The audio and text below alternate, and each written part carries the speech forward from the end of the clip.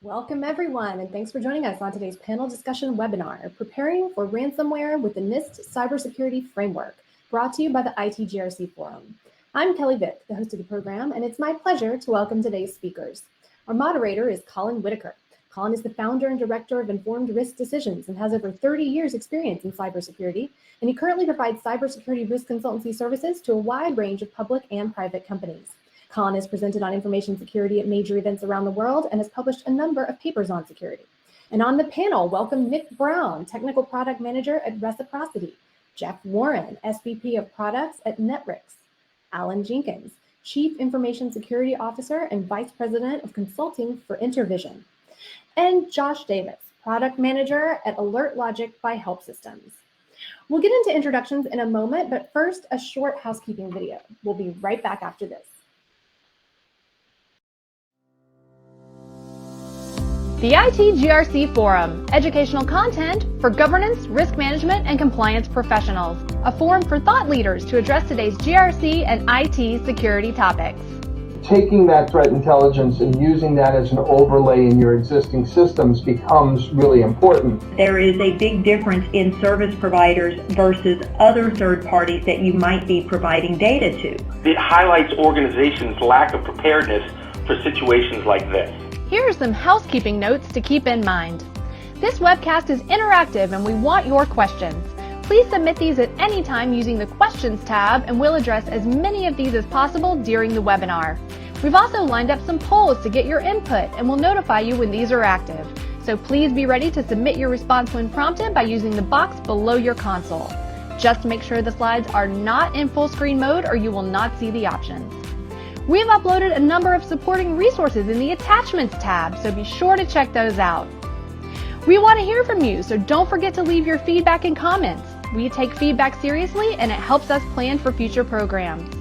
Today's program is approved by NASBA.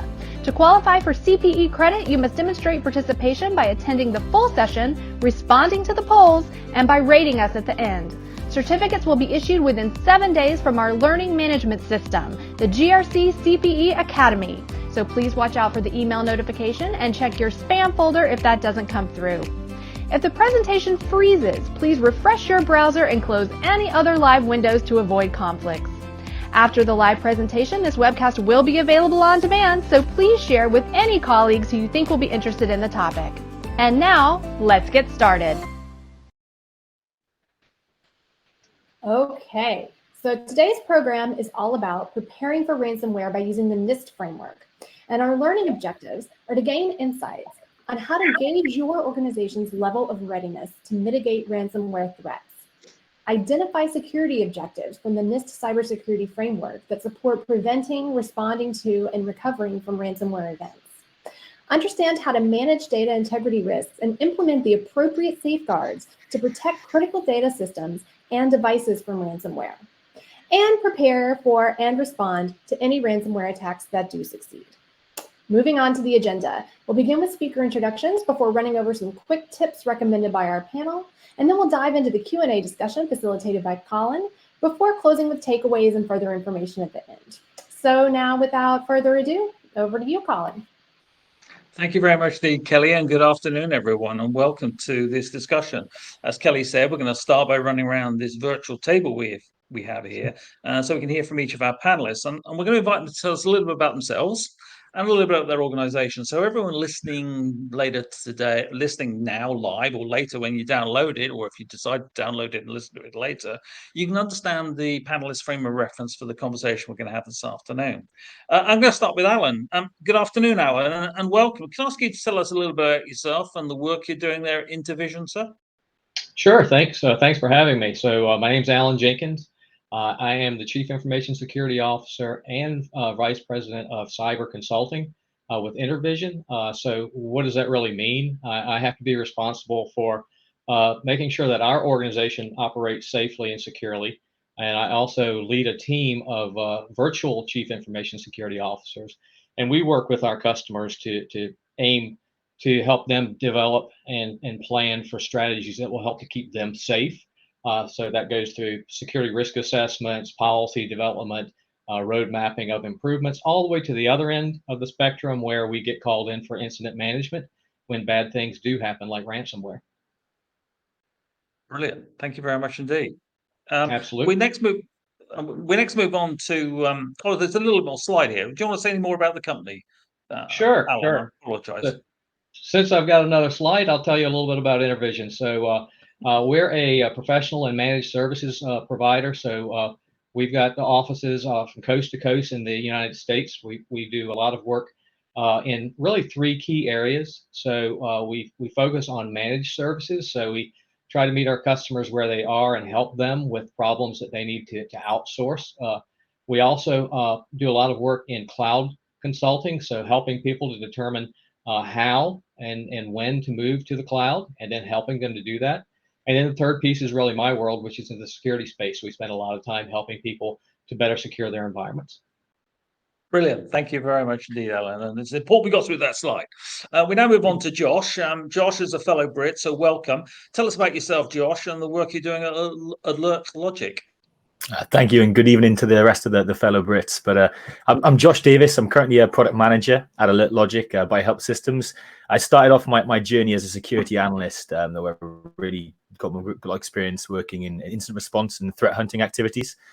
Before moving into solutions architect role to identify security challenges and then build solutions for organizations to tackle those. And as a product manager at Alert Logic now, I'm really closely involved with security operations and the threat research side of things. And who is Alert Logic? Well, Alert Logic are a managed detection and response vendor. So those who don't know what managed detection response is, we offer 24/7 SOC service, SOC services to over 4,000 customers, making them aware of any compromises or any malicious activity in their environment and hunting across all the data that they present to us. And we operate globally and have been doing this for 20 years. So one of the first MDR players out there has allowed us to be a marketing defining leader in some of these spaces. Brilliant. Thank you very much indeed, Josh. Nick, over to you. Welcome. Tell us about yourself and reciprocity, sir.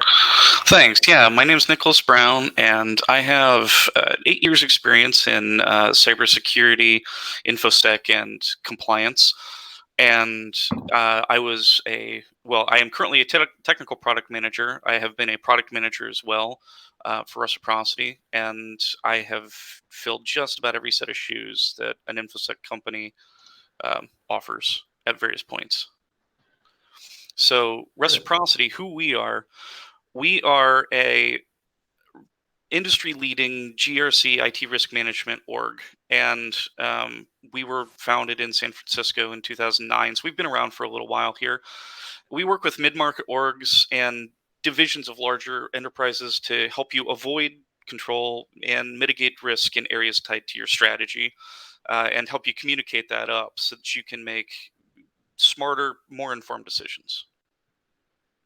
Brilliant, thank you. And I always think it's important to make informed decisions. Hence the name of my company. Right, over to you, Jeff. You get the last place, but certainly you're not least in our thoughts here. Tell us about yourself and Netric, sir. Absolutely, appreciate it, Colin, and happy to be here. Hey, everyone, my name is Jeff Warren. I am the SVP of products at Netric, where I oversee our product portfolio, where we focus on bringing data security solutions to our customers of all shapes and sizes. I've been helping customers for just over 12 years secure their data, whether it's your unstructured data in the cloud, on-prem, in a database. Our solutions help you go out, find where it is, put the right controls around it, make sure you're monitoring closely, and can protect it in situations like we're talking about today. Brilliant. Thank you very much indeed, Jeff. And I think everyone will appreciate it. We've got some really good talent on the panel tonight to talk about this very important issue. One I know that the overall community really want to talk about and listen and get some good advice about. And in that context, one of the things we've done is ask, as we always do, our panelists to come up with some quick tips to help focus the conversation in the right direction. And we've come up with some here that I wanted to just briefly highlight to you. The first one is all about protecting what's important and protecting that first, making sure that we understand what the goal is, which is thinking of ransomware as the end goal, but we mustn't forget there's a whole attack vector going before it. leveraging the existing work we're doing on risk and compliance, and finally reducing the overall attack surface that could be vulnerable to attacks and exploitation. And I want each of the panelists to talk about their quick tips in turn. And I'm going to start with yourself, Alan. Can you give some guidance to our audience on how they can determine what is important to protect first and how they can go about doing so? Yeah, I find that this is really important to think about. A lot of the times people sort of jump the gun and start immediately deploying solutions before they really focus on where they need to deploy the solution.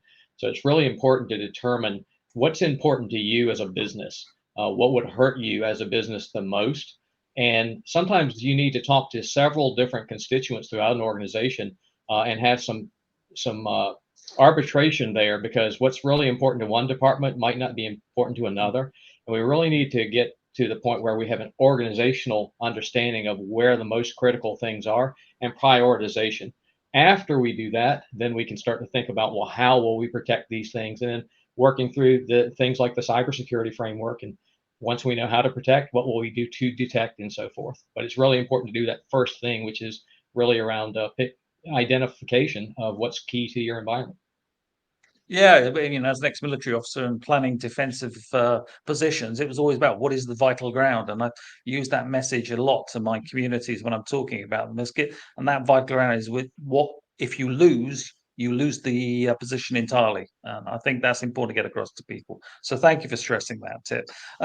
Josh, I really appreciate your tip, which is all about making sure that we concentrate on the attack vectors that actually lead to ransomware in the first place. I think there's too much attention in the media to the fascination of the outcome rather than how it actually is delivered in the first place, because that's how we prevent it. So tell us more about what your thinking is in that space, sir. Yeah, no, I totally agree. And forgive me if people on our listeners actually understand ransomware in this way already, but this is a great place to start. Otherwise, how to mitigate against it doesn't really make a lot of sense. But if we think of ransomware, it's not an attack. If someone says, "Can I block a ransomware attack?" You actually want to turn it on its head and think, what are the steps that they take to get to ransomware? And I use the Trojan horse example to see how the stages of an attack has to go before they understand that the Trojan's like a horse, and they put it outside the city gates and it's pulled inside. Guards come out to take control of the city and destroy it. Those are all the things that need to happen in order for them to get to a position where they can destroy the city. But also, destroy the city is just one objective. They could have picked a number of different ones: occupy it, enslave it, take your pick.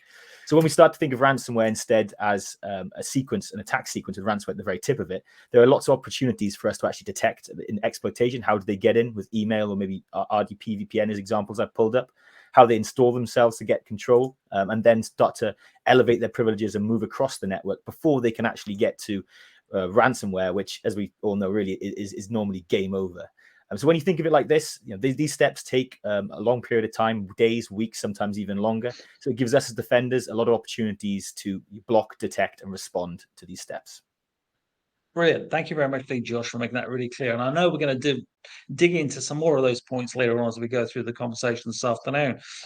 Nick, I mean, we've got good words from Josh. We've got some really good words from yourself as well, making it clear that ransomware is just one threat component. We've got all these cybersecurity compliance programs, and it's not that we need a special ransomware compliance or security program. It's part of the whole, isn't it? So can you elaborate on that a bit, please, sir? Yeah, absolutely. And this is something that's already been touched on a little bit, but I think one of the first things you have to do is look at your business. What's most susceptible to something like ransomware? Web servers don't open random email attachments, but that doesn't mean that they might not be an attack vector. You have to identify what controls you're already leveraging that could impact your risk of ransomware. So, do you have security awareness training? Do you have email filtering? Are you doing, monitoring and alerting? And do you have backup policies? What are your backup policies? You obviously need to conduct assessments of those controls to determine their efficacy, because just saying we have controls, that's great. Are they actually being used? So we need to do that on a regular schedule. And then we need to identify the residual risk present after we've done those control assessments to ensure and highlight the remaining risk that's left. And then we need to enable integrations and any sort of automation that you have between the various systems so that you have this concept of always on risk management. And you need to always communicate the risk with your stakeholders and leadership. Communicate often, communicate early, pretty straightforward. Brilliant. And I think the point about making it clear that there are always going to be residual risks that you'll need to confront and prepare for, I think is important. I'm pretty sure we'll come back to that later on in the conversation. So Jeff, well, let's move on to your tip, which I think is also really superb. And it complements what Josh was saying and what Nick is talking about in trying to clamp down on the avenues of attack and reduce your attack surface. So tell us more about why you're thinking in this space, sir. Yeah, absolutely. So I think, it's important to look at your environment through the lens of an attacker. As you saw the steps that Josh outlined, ransomware doesn't happen instantaneously. There's the land and then the gradual expand and compromise of privileges along the way until the attacker is able to achieve their end goal. So understanding your attack surface, where an attacker can land and how they can move laterally and what privileges they can compromise to reach that end goal is critical. And there's some low-hanging fruit that you can tackle in order to try to put some barriers in place to make those paths much more difficult, if not closed altogether, like focusing on your most privileged accounts, moving persistent privileged accounts into a just-in-time approach so that there is no attack surface for lateral movement. So by identifying and mitigating, you can prevent a lot of the attack paths followed by modern ransomware today. That's brilliant. Some really good tips there. And I know we're going to dig into some of these a little bit more deeper as we're going through the conversation. And I think this really sets up for the afternoon's conversation really well. We're going to pause here. We're going to put on the slide with everyone's headshot so it reminds you of where we're coming from, our organizations, etc. I want to remind the audience as well, this is an interactive conversation. You're part of the conversation. And I'd encourage you to use the question tab and put some through. And I will try and feed these through as appropriate and as relevant through in the conversation that we're having this afternoon. And we'll try and get through them as many of them as we can. For my part, I think all the quick tips I really thoroughly endorse. I think the one other thing I would stress before we go into the conversation too much further is this issue that Josh was talking about. It's really about the attack vector, and all these attack vectors can lead into different things, one of which is ransomware, but ransomware isn't the only goal that they get once they get in your network. I think we saw that through the attack against the ITGRC network, where they simply went around and deleted files. So once people are in, they can do an awful lot of things, including ransomware. And ransomware is just one of the things they might do once they get in that network. And the more we can do to close off all of these, the better off we'll be. Now, the approach I've put together for this conversation this afternoon is going to very much follow the mantra of the NIST Cybersecurity Framework. We're going to talk about identification, or as I like to prefer to call it, preparation. I think it's a much more descriptive term. And then go through some protection measures, some detection, reacting, and recovering. But all the way across that, there'll be some occasional aspects of governance that we're going to throw in some of the conversations as well, because we can't deal with any of those approaches and strategies under the NIST Cybersecurity Framework unless we consider governance as well. So we're going to start with one of the big issues. We're going to start with the big question first of all, and try and understand what the scope and significance of the problem is. I'm going to start with yourself, Alan, here. I mean, cybersecurity as an issue is really quite vast, as I think people are starting to get their heads around it, and from the conversation we've had so far, and the solutions are so complex and there's so many of them. So where do people start? Where would you tell people to start in relation to this problem? Yeah, that's a really, really good question. That's one that I hear from customers that we engage with a lot, because they're overwhelmed, right? So there's so much bad that they see in the news and whatnot. There's so much bad they hear at cocktail parties. And then there's so many solutions out there, and many of the solutions are sold as silver bullets that will fix everything, and so they're very confused. So what we oftentimes recommend is really to start with some level of assessment. I think several of the folks on the panel here have already mentioned that, and some of the things that they said is really looking at the environment to start with and determine what's important to you, which is what I said, but then doing an assessment of the controls that you have to protect and defend your environment, and figure out where you may have gaps in those approaches so that you can start to focus on closing those holes. So really trying to protect the environment. And a lot of that falls back to prioritization again. So figuring out where are the most important holes, and then figuring out the most effective ways to close those gaps, and getting really getting everybody on board with that message so that you're all moving in the same direction can be very efficient. Yeah, I suppose one of the biggest challenges is actually trying to get everyone understanding that those are the things to deal with. Is that what you would consider? That's really one of the more challenging things, is getting everybody to move in the same direction. Yeah. And I really have found that as we do consulting engagements with people, what we'll try to do, and we found it to be more effective, is to get a larger constituency throughout the organization. If we just work, for example, with the technical staff, we've cut out the business. So we want to have business representation as we're doing these discussions. So we don't want to bore the business when we're having a technical discussion. We don't want to drag them through that, but we need their inputs so that we understand what makes sense to the business, what makes the business tick, so that we can defend the business. Brilliant. Thanks for that, Alan. When Jeff was talking, he was talking about looking at the problem from the attacker's perspective. What are they trying to do to get into the network? Well, that's a classic military strategy for when one is trying to defend a position. What's the avenues approach? How would the enemy attack me? And so on. Equally, intelligence is also important from a military perspective. And I'm just wondering these days the degree to which all these cyber intelligence sources and resources that we have available help us. So, Josh, do you think threat intelligence from providers would help me defeat ransomware, or provide resources to defeat ransomware?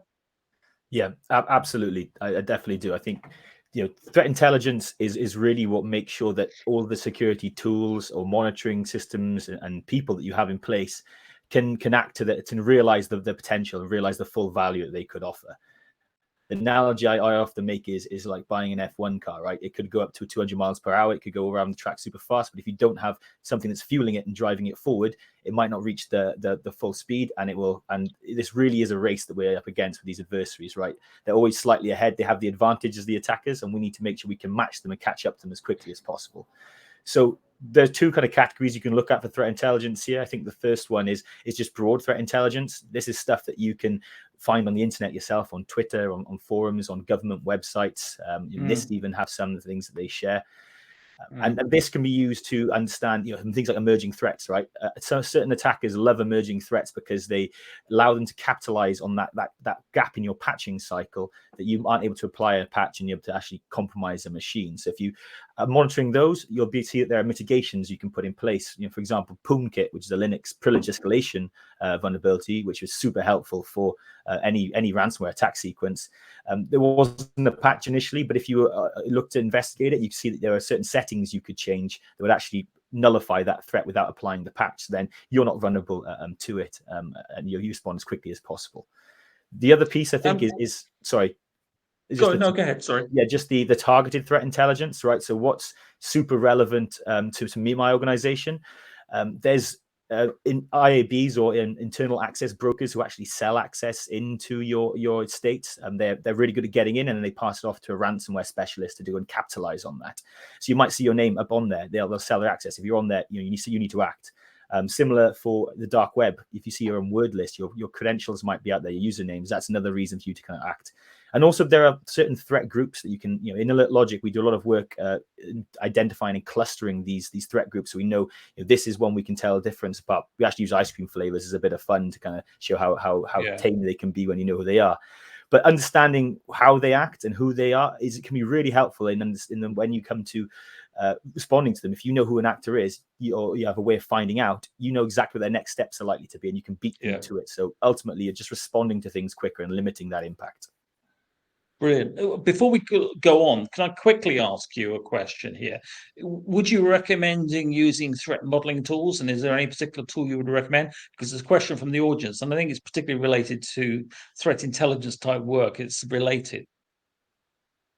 So threat modeling, is that kind of like we're talking pen tests, kind of offensive security? I think so, but I think there are some tools that you can actually get available out there which help you model the threats that are coming into your environments. Yeah, sure. I mean, I think Cobalt Strike is one that I'm personally a big fan of. They have a suite that you can use, and even some free stuff that you can test a few things out, and you can even hire them to do a full-blown hands-on keyboard pen test. Simulating that attack is perfect, because that's exactly the attackers are going to do. It's the same skill set we have in defense as we do in attack, and it means you're prepared when it comes to it. The other thing I'd recommend quickly is MISP. It's an open source intelligence sharing platform. It's free, it's open source. Have a look on there, because really, when the community shares all of our threat intelligence, that's the only way that we beat this collective problem. Yeah, I would absolutely agree. And then some of those attack tools which people use to test your own networks are really quite good. So I recommend some of those as well. Thanks for that, Josh, and thanks for answering that question. That's really good. Many organizations out there are already following security and compliance frameworks already. And I think it's important to understand how those fit in the space. So from your perspective, Nick, what happens if people aren't following these frameworks like NIST or ISO 27000 or COBIT? Can they still find other frameworks, or can they use those frameworks independently to improve their security against ransomware attacks? Yeah, absolutely. And that is a good question, because if you don't have a particular compliance reason to do something like NIST 853, there's any number of frameworks that you can use. One of them that I like to recommend is the CISC, cybersecurity controls. And this is one that, and as we're talking about the NIST CSF here, there's cross mappings in there. If you take a look at the actual document, it will say for this section, for this subsection, these are the controls in that that set that help with this, that map to this. So yeah, they're always a great guide to help you establish, a risk baseline and take steps to reduce it, because they're just, all of them are working toward the same goal. Yeah, yeah, absolutely. And one of the audiences kindly reminded, because I had a mental blank. Of course, we got the MITRE ATT&CK framework, which does some of the framework development tool, but also acts as a threat modeling tool, really good threat modeling tool for that environment as well. So that's another thing to remember in that space as well. We're going on to have our first poll of the day. For everyone, and I know someone was asking about these already on the audience. Yes, the first poll is now live. These polls help us understand certain factors and features about your systems and environments, and your opinion on these issues. And it helps us answer some of the questions and puts us in a better frame of reference to understand where the audience is thinking about these things as well. And the first one is about where would you rank your own cybersecurity program to be actually strongest in relationship to the NIST Cybersecurity Framework? And please just pick one answer.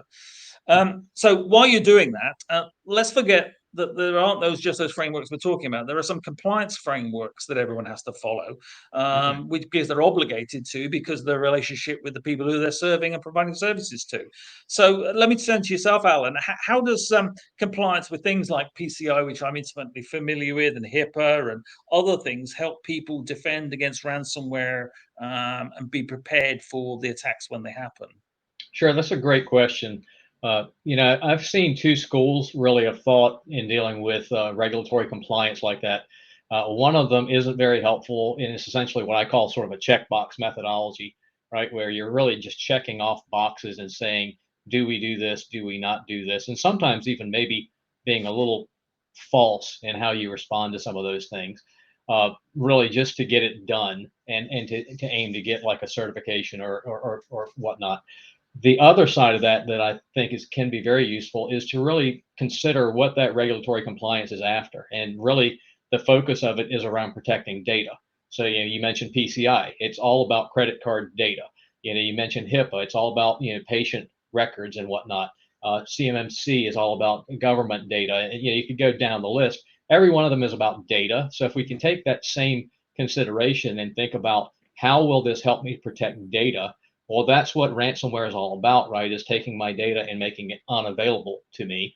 So if I can use those same principles that things like PCI, HIPAA call out, like data encryption, data backups, multi-factor authentication, utilize the components there for the good of the organization to protect, then you get sort of the double whammy, if you will. You get your compliance, but you also get security from that compliance. And that's a much more practical approach and much more effective, in my opinion.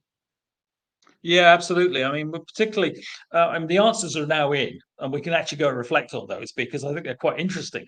Because when you mentioned PCI has a strong component on reacting and recovering, particularly in respect to reacting of incident response plans and testing it. And it's interesting that the lowest preparedness is down there in the response category, isn't it? So, Yeah.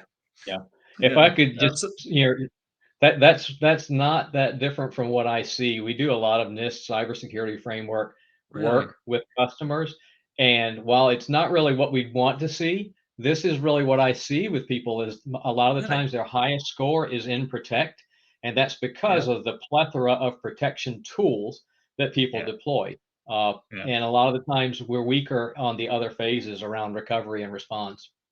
Wow, gosh, that's instructive. And so that's an area where we perhaps need to give more attention to all our enterprises, isn't it?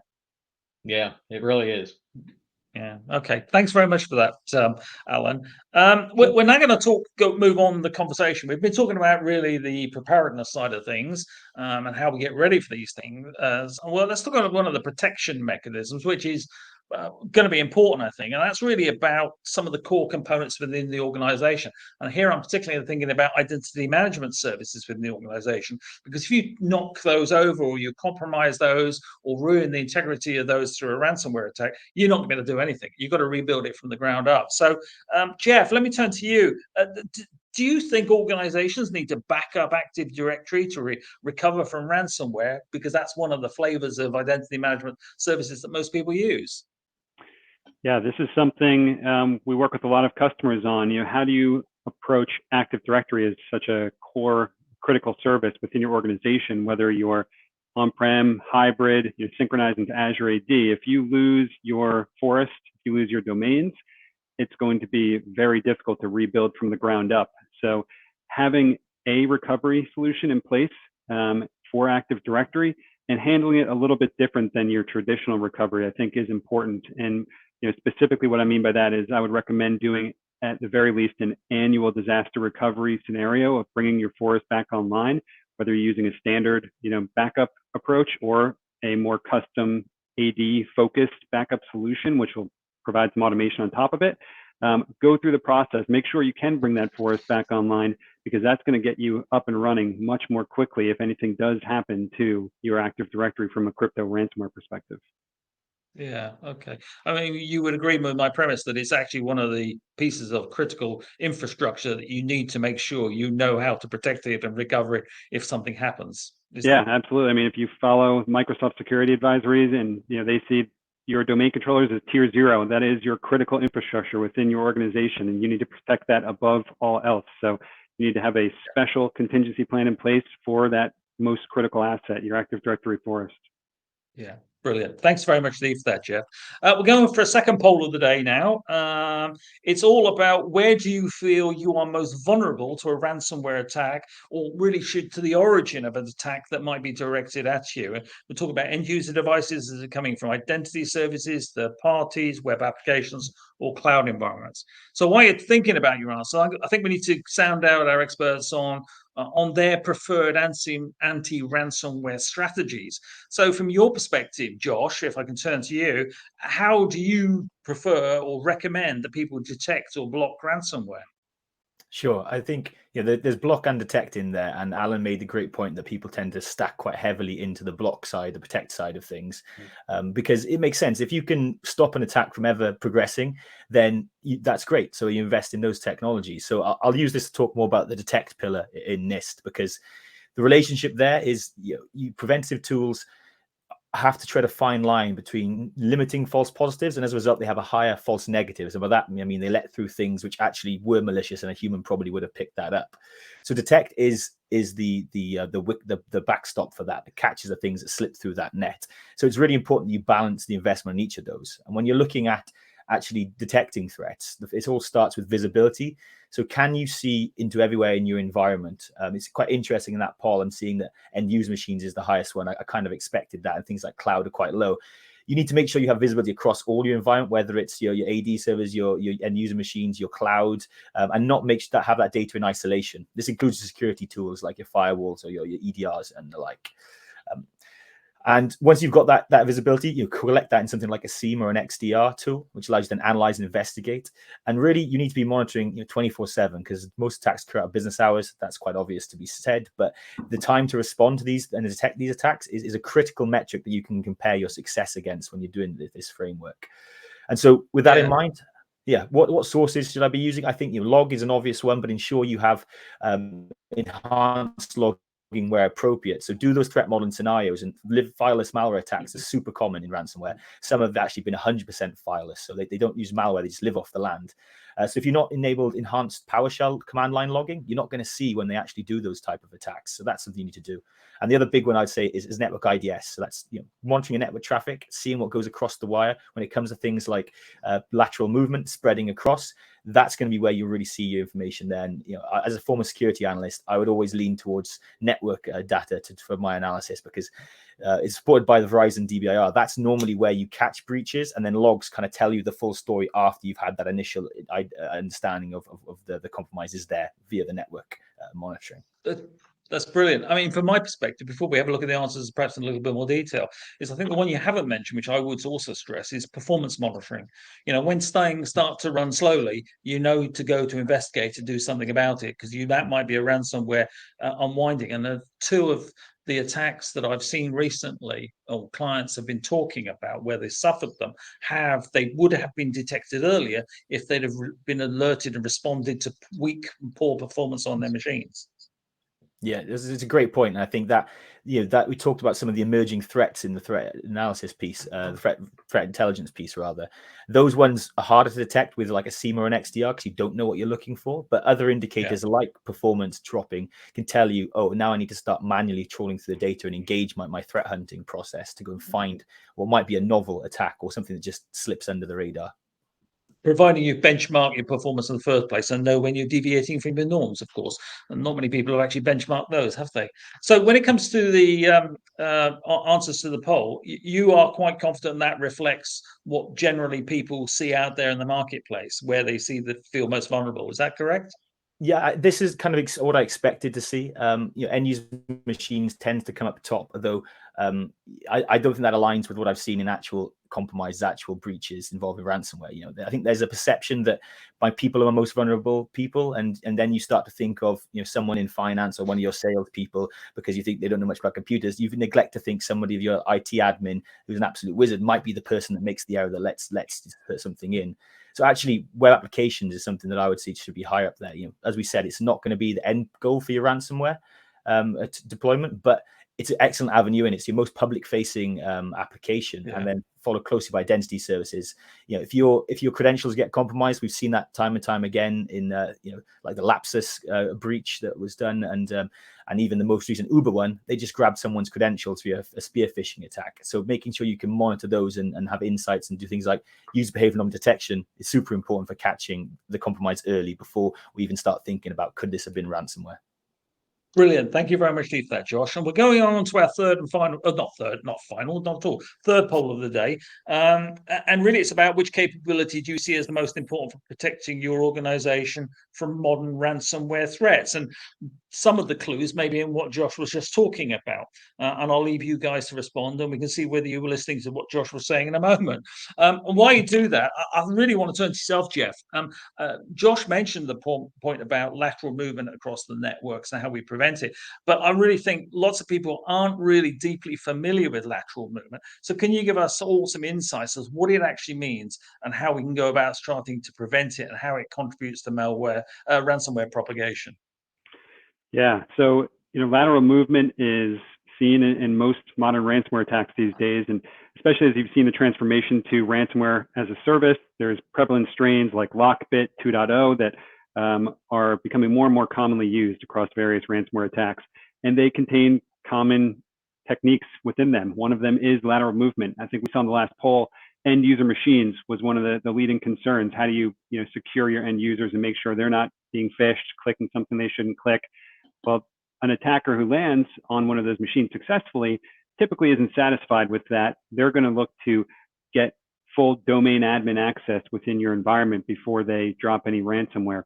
And to do that, lateral movement is the most common technique used, which involves stealing the credentials that exist on that system that either belong to the user that was compromised or any other users that have connected to that system, or non-human accounts, service accounts that have connected to that system, harvesting those credentials through approaches and tools like Mimikatz, and then using them to move from one system to the next, looking at where else they may have privilege, landing on that system, and looking at what other credentials exist, and repeating that process until you ultimately elevate all the way to domain admin. And once you've done that, it's hard to get an attacker out of your system, and they have control. So preventing lateral movement is one of the more important things you can do to cut off those attack paths, to make sure if somebody does land, they can't expand, they can't obtain higher level credentials and work their way toward domain admin.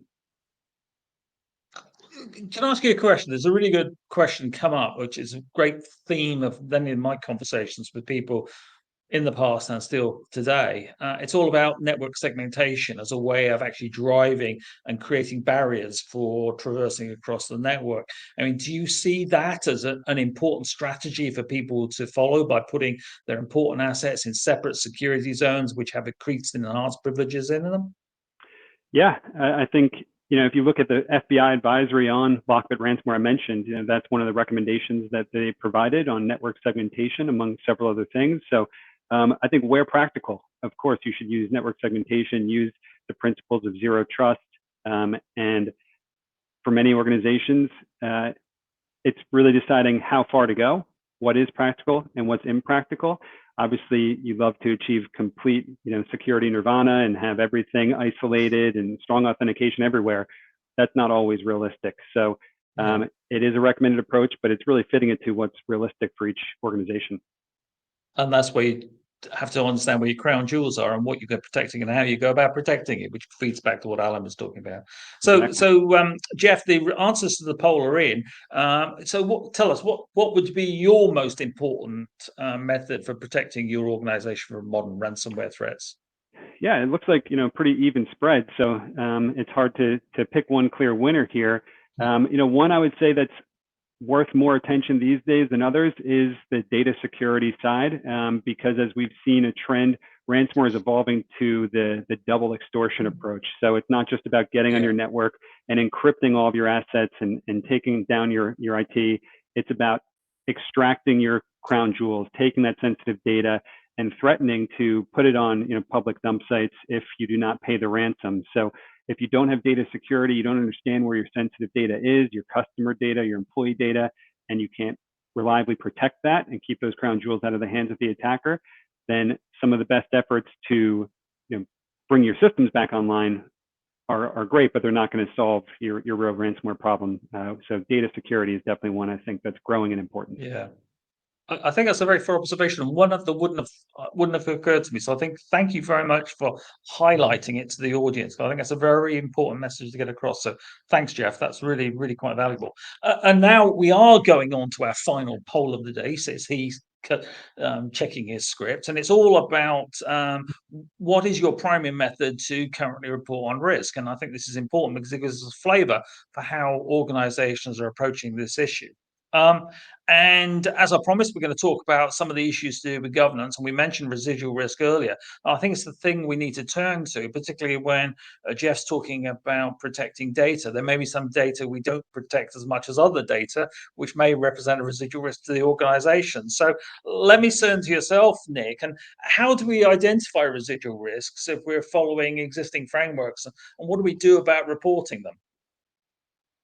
Yeah, absolutely. That's a wonderful question. So residual risk is a little bit situational, but the first thing you really have to do is you have to figure out how effective your controls really are. If you're following a framework of some sort, be it CIS, CSC, NIST 800-53, anything like that, if you're truly following it, and to something you said earlier, Colin, if you're being honest with yourself, then the design of the controls can be deemed to be effective. So if we're really writing our policies and our procedures around the controls as written in these frameworks, we can deem that to be effective in design. But then, was it implemented effectively? Are we actually doing what we say we're doing? Have we gotten that far? So we need to truly be honest with ourselves, go through and take a look at, did we design this policy correctly? Did we implement it effectively? And then at that point, you also have to figure out, does something like NIST 853 go far enough for my own risk appetite? Do I actually want to be stricter than that? And so this is going to depend a little bit on your organization's risk appetite and how hardened you want to be. but it is always a two-pronged approach of is the control effectively designed and is it effectively implemented? And then when you're calculating residual risk and you want to communicate it to somebody, that's another really, really good question, which is, how do I make this live for somebody else? Well, the way that I've seen it work is to try to be quantitative. Qualitative is great, but it's hard to describe to the board who, by and large, not cybersecurity experts, not risk experts.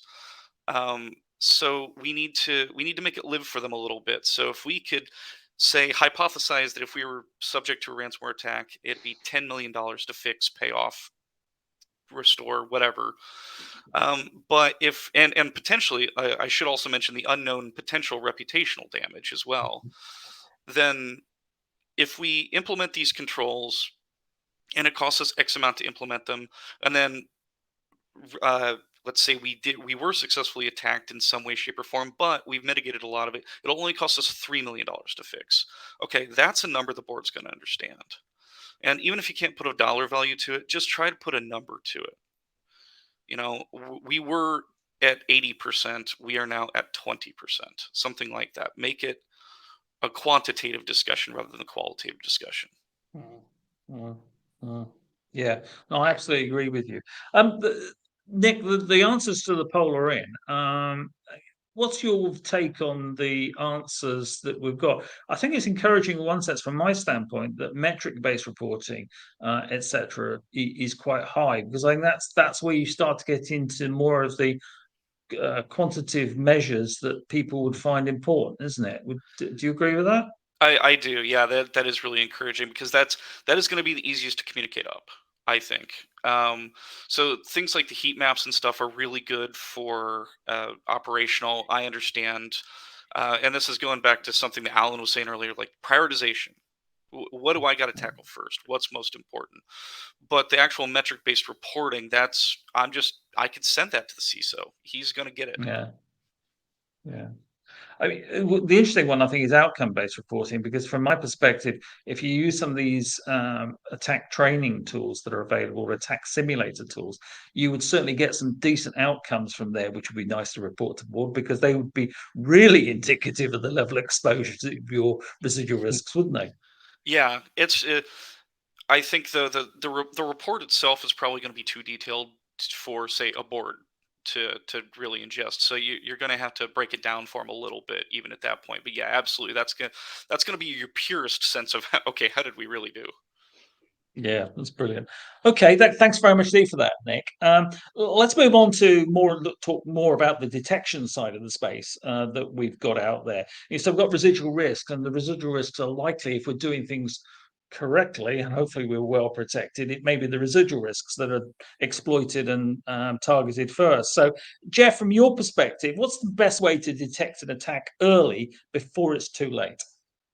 Yeah, so I think we saw some of the stages of the attack earlier as Josh outlined them, and I know I saw in the comments that the MITRE ATT&CK framework reference, which is a great source of information if you wanted to understand the details of these different attacks. But typically when an attacker lands within the organization, there's going to be a level of reconnaissance that is performed to learn what's within the organization, where are those crown jewels, what are the weaknesses, the accounts that can be compromised, and being able to know the patterns that are common and look for them can help detect an attack before it gets too far.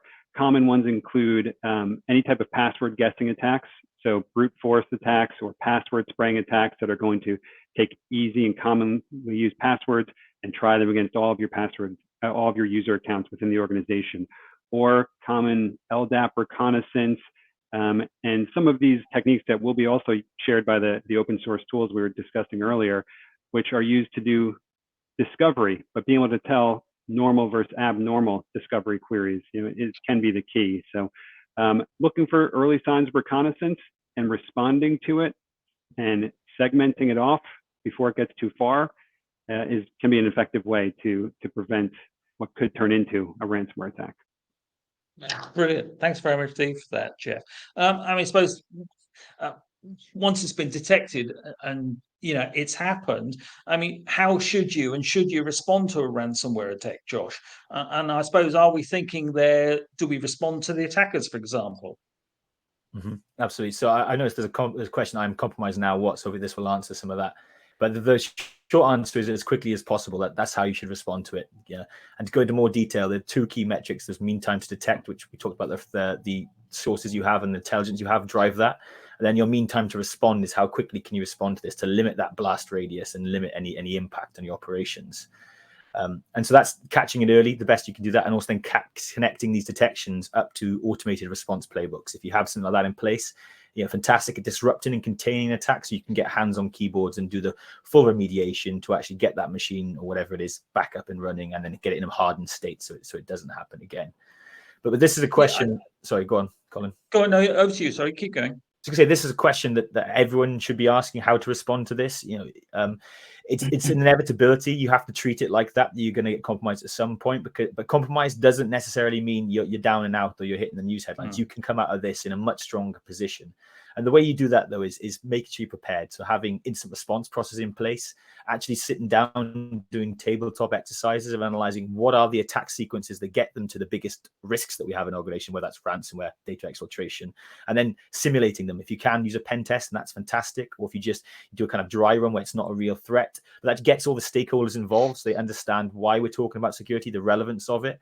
And also you test these processes out. The military maxim is the body can't go where the mind's never been. You need to make sure that you're prepared for this. And then you can identify maybe over-reliances on processes or certain people, because what happens if Dave, the IT admin, isn't in one day and does it all fall apart? That's something you need to identify before you actually experience a compromise. That's brilliant. Thanks for that, Josh. I mean, from my perspective, having actually just recently talked to one of my colleagues and friends in another company who's actually supported a ransomware attack on the organization. All things you mentioned are absolutely right. Having an incident response plan, but some of the things he stressed are some of the things that the intangible ones. Having proper leadership in place that knows how to respond to an incident and able to direct activities out there is really fundamentally important. And being prepared to make difficult decisions and how you resume and what you do within your business. For example, the organization he was in, they decided to actually fundamentally change their platform. For example, they had a strategy where they were going to migrate to the cloud from having on-prem, and they just suddenly said, well, we're going to bin everything on-prem and we're going to go straight to on cloud in order to recover from this ransomware attack. And it was really effective. It took them a little bit longer, but they did it. So these are the sorts of things, that level of leadership, commitment and direction, I think is also important. Is those the sorts of things that you see in effective responses to ransomware attacks and other incidents? Yeah, totally. I think you're having that mindset to be able to, sometimes it doesn't matter if you go left or right as long as a decision is being made. Because if you're going to fail forward and fail fast so that you can actually go find these things. There isn't a handbook I can give you all that tells you do this in every scenario. There's going to be a little bit of doing this on the fly. So practicing this and having processes in place that mean you're comfortable with adapting to that is going to be super important. And there are also services like we offer, I know some of the people on this call, to help you with those kind of incident management, incident response processes or forensics if you do need that additional support externally. Yeah, that's brilliant. Thanks very much indeed for that, Josh.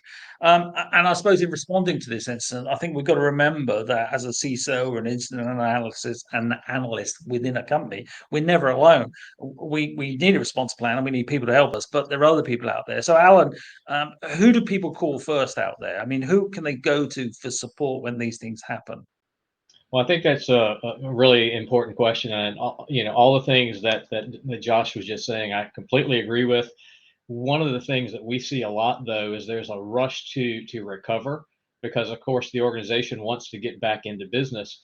The challenge there is there can be legal ramifications that you need to consider. So one of the things that we highly recommend is to get legal involved and to get your cyber insurance involved as soon as possible, because that's going to have a lot of an effect on what you do next.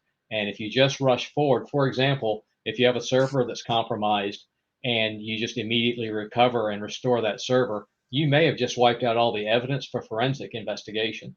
So, really, you've got to deal with it. There's two things here. You have a crime scene that you've got to deal with, and you have a business resumption case that you need to work through. Both of those things are important, but if one steps on the other, you can create a real problem for yourself. So getting legal involved is really an important concept. And having worked on a lot of incident response, typically people are kind of averse to that. They just want to move forward with recovery. And when we start saying we want to get your legal team involved, they say, well, we'll call them tomorrow. And that's not really effective. We need to get those people involved early in the process. Yeah, it's brilliant. I mean, I think these issues about recovery and so on are important. And I want to turn to Nick from a governance perspective and ask, how do you promote the level of importance of this recovery phase? And particularly, I'm thinking about disaster recovery, business resumption plans, etc. You've got to get those organized and dusted, and they're part of the component. Do you see, and how do you actually get those up the right level of agenda within organizations to make sure they're practiced and in place? Yeah, that's a good question. So I think that comes with the whole idea of having the leadership all be on the same page and strong leadership in a response like this. But the way that you might be able to nurture that strong leadership, I think, is again making the risk of something live for them, making the consequences of something live for them. Some of these frameworks, let's say you're in power generation, NERC that has some incredibly sharp teeth, shall we say. So, a little bit of carrot, a little bit of stick, I think, really, to get the leadership on board with the fact that we need to spend money to not just bring ourselves up to snuff on our preparedness before something happens, but also to test what happens if it does, and to have the people and the processes in place. Everybody has to be on board with that, and really the only way that they're going to be on board with that is to spend money. So you have to make the spend worth something to them, and I think that's really is how do you communicate that? Yeah, it's a real challenge, isn't it? How we go about doing that. Thanks for that. I mean, one of the things that someone's actually asked here is about the bottom line is, so preparing a good business continuity and DR program is essential. And I think every single one of us will put the thumbs up and say it's absolutely the prima facie case you've got to have if you're going to try and defend against ransomware. And that's what you're saying, isn't it, Nick? Yeah, absolutely, because that's it. And I forget who said it. Apologies, but it's almost an inevitability. You have to plan for it like it's an inevitability. So you have to have these plans, and they have to be tested. Exactly, absolutely right. Josh, I want to turn to yourself. There's another question I wanted to get. We touched on. Jeff mentioned responded to network segmentation, but I want to get your take on it and see if you had any thoughts about network segmentation for cloud environments and whether that was any different if you were in your own data center. Yeah, I mean, it is slightly different in how you do it, but to be honest, the cloud really enable you to segment your VPCs, your virtual networks and the like, if you make use of those tools. And as a former security analyst, probably one of the less interesting and maybe a bit annoying alerts I would raise is when somebody does a security group configuration where they're allowing all egress and ingress traffic, because that's the quickest way for them to make something work. Yeah, it's not super glamorous, but I'd have to get in touch with them and tell them, here's why this is such a terrible idea, because you're potentially opening yourself up to all types of exposures. So it's that same principle of on-premise and cloud, and making sure that you lock everything down. You only allow permissions that they absolutely need, protocols they absolutely need, and IP addresses they absolutely need. Do that stance of trust nobody and only allow the things that you know should be connecting in. That is certainly something you should go about, and that, as we say, limits the potential damage that can be caused. And if they do manage to get in your network, they can't spread out that far if it is segmented correctly, which means ultimately it's going to be less of an impact on you, and it'll be much easier to recover from that, and you'll be up and running in no time.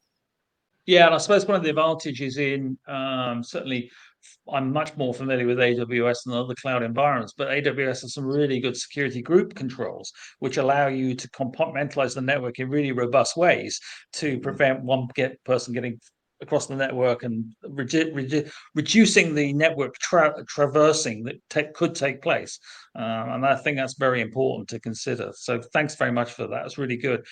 Jeff, can I turn to yourself? There's a really good one here. I mean, your company is involved with networking and products of there. And there's a question that someone's come in, which was basically, how does one recover if a large data center is replicating its data to a backup data center? They're saying by the time the ransomware attack is known, the system data has already been replicated. I mean, what's your take on the best sort of strategy to deal with concerns about replicating data and its impacts on ransomware attacks?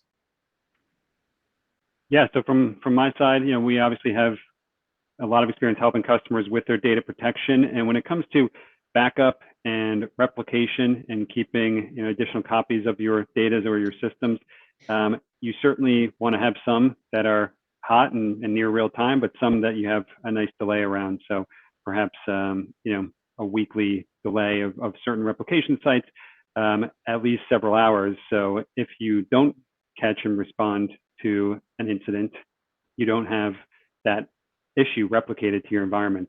And then that's part of when I mentioned before the Active Directory specific recovery, where certain tools might come into play, which can, when you're rebuilding from a backup that could have been corrupted with malware, you can extract and remove that malware before you bring that system back online. So you're not bringing back established backdoors or vulnerabilities that the attacker put into your environment. So there's specific processes, very important for Active Directory, bring that back online to make sure you're not carrying forward any vulnerabilities or corruption.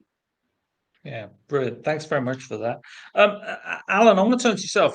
You mentioned in your own organization has a lot of strength in helping people migrate to the cloud, so I'm going to leverage your insights for this particular question from one of the audience. They mentioned that the NIST Cybersecurity Framework doesn't include a lot of cloud-specific controls, and should they be augmented by stuff from the Cloud Security Alliance? Do you think that would help complement the Cybersecurity Framework controls and particularly help in defeating ransomware attacks? I do. So one of the dangers of saying, well, this is the standard and this is the only standard, is that we're constantly learning and things are constantly evolving. So I think really looking at all of the different control frameworks, looking at all the different standards and applying what makes sense in your environment is really important. So not having a real tunnel vision. Now, certainly if we're dealing with compliance, then we've got to follow the regulatory requirements. But as far as securing our data, I really kind of go back to what I said earlier, is figure out what's important to you. And then we've got to take the best approach to securing that data. So if our data is not, a traditional format and we're putting it elsewhere in the cloud or what have you, then we need to look at other control sets to determine what's the best way to approach that. And you mentioned it earlier, even some of the cloud providers like AWS and Microsoft and Google, they've got some really good security tools and processes in place there. Making sure that you understand what they are, how they work, and leveraging them is really, really important as well. No, thanks for that. I think it's really valuable. A good insight in that. Josh, you mentioned some of the issues about recovery and the challenges that we'll make. There's a really good question here, and I might ask each of you to take your own views on this. And it's how do you prioritize keeping the crime scene or restoring the services? Because legal are going to get in the way, aren't they? Legal are going to ask questions, what you should do and what circumstances. So how do you help make that judgment, that decision about, is it more important to keep it for investigation purposes and legal evidence, or is it better to get the system online? Yeah, and I can totally see the kind of conflict in intentions there. My answer might be slightly biased. As a security analyst, I really want to know what has happened, so that pertaining having that access to that data, so I can actually find the entirety of the problem. Not just find symptoms and treat those symptoms. You need to holistically address a compromise, because there will be backdoors, persistence mechanisms, things like scheduled tasks and cron jobs they will leave behind in order for them to regain access into your environment. And that may have even made it over to your backups if you don't do that correctly. So I think a solution which maybe stores a lot of this data outside of the machines themselves is the perfect solution. So like an XDR, SIEM, or a managed detection and response vendor where they have this data externally to the machines allows you to have the data integrity to do the investigation you need, while also backing up those machines, but probably doing so when you get the green light, from the investigator on the side, is wise.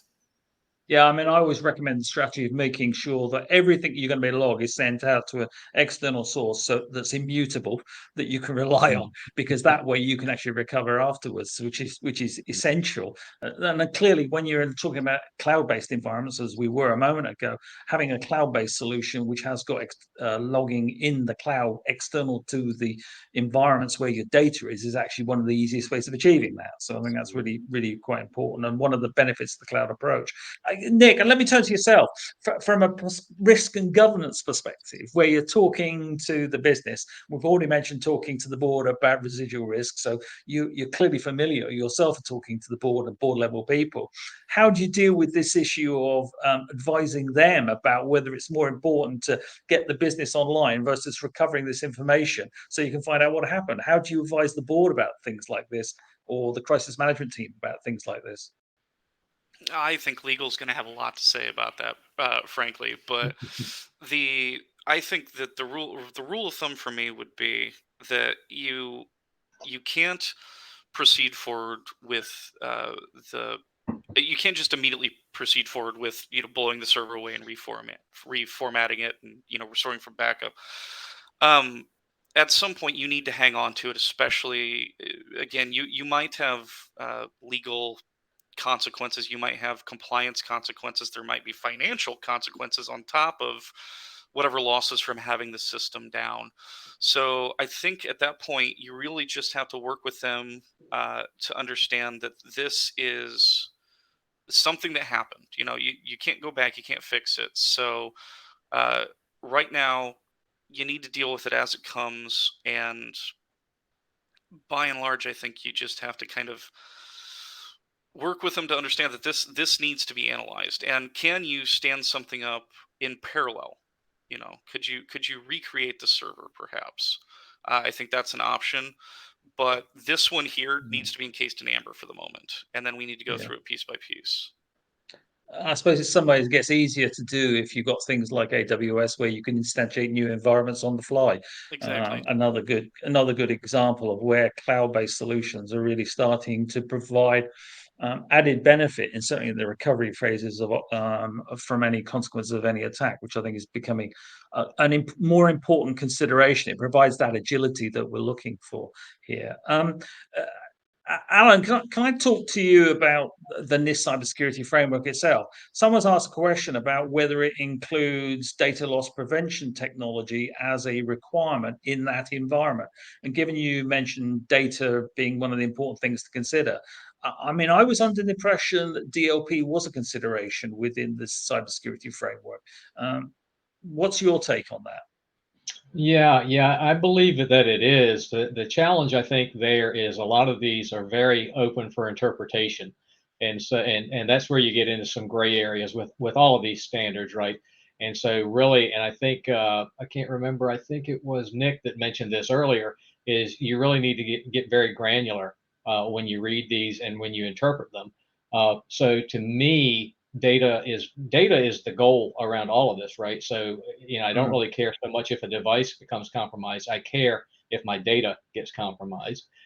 So DLP is really becoming an important component in any sort of data security structure and standard. I'd have to actually go and read and pull out the particular component of the cybersecurity framework to say, yes, absolutely, it's in there. I feel like it is, but I could be wrong on that front too.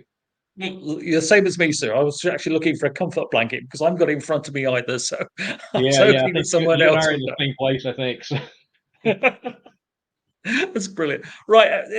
Can I say thank you to my panel? It's been a brilliant discussion. We've really got through some really excellent questions from that you provided me beforehand from the audience, have come up with some really challenging questions.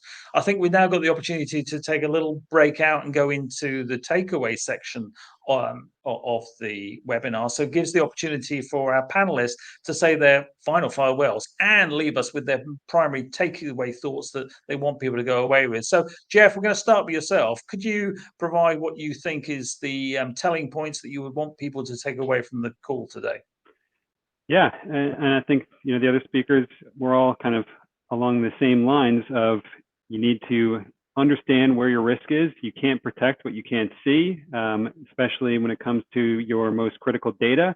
So get an understanding of where your data is and what the security of it is and how prone to compromise or attack it might be. And of course, that's something our products help you do. You can get a free download, try it out in your environment, and get that instant visibility into what your data security risk looks like. Thank you very much indeed, Jeff. It's a pleasure talking to you this afternoon. So over to yourself, Nick. What would you like to leave us with this afternoon as a takeaway thought? So I'd like to leave you with the idea of joining our community, because this is not just for paid customers. Anybody can join this. We've got blogs. I myself write blogs on there.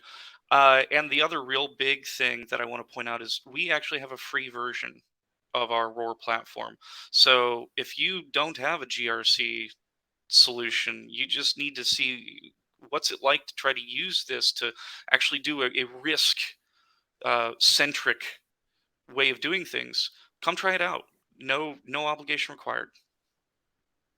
Brilliant. Thank you very much, Nick. I will have a look at that. Josh, over to you. What would you be your takeaway for the audience this evening, sir? Sure. So I think we've done to death how you think of the ransomware as the attack sequence. But so really, I'd leave you with understanding that no amount of investment into security blocks 100% of attacks. If anybody says they can do that, then to be quite frank, they're lying to you. So with that in mind, you need to make sure you balance your prevention strategies with your detection and make sure that you are ready to respond to threats as quickly as possible, because it's those two metrics, that how quickly you can detect a threat and how quickly you can respond to it, that ultimately determines how well you come out the other side. Brilliant. And there's Thank you very a much, Steve. QR code up there if anyone wants a demo to see, maybe go into more detail on the detection capabilities that you can provide for ransomware. Thank you very much, Lee. Josh. My apologies for butting in there. And Alan, you have the final word this afternoon. What would you like to leave us with? Well, this is a really important discussion. I'm happy that I was invited, and I appreciate you guys pulling this together. For us, we're doing a lot of work around what we're calling ransomware protection as a service.